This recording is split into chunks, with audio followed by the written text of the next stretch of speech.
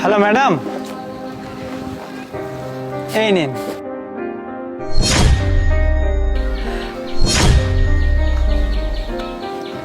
আরে বোন লিমা, তুই? ভাইয়া তুমি আসছো?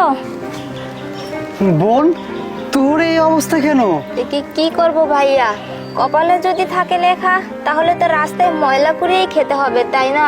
লিমা, তুই সব কি বলতেছিস? তুই কেন রাস্তায় বোতল টুকাবি?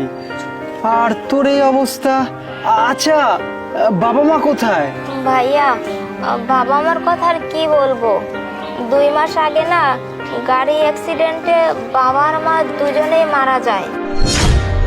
বাবা মা মারা যাওয়ার পরে আমি তো বাসায় থাকতাম। তারপরে বড় ভাইয়া তো বিয়ে করলো। ভাবি আর বড় ভাইয়া না খুব অশান্তি করতো, জ্বালা যন্ত্রণা করতো। আর বাবা যখন বেঁচে ছিল, বেঁচে থাকতেই তো বাবা মা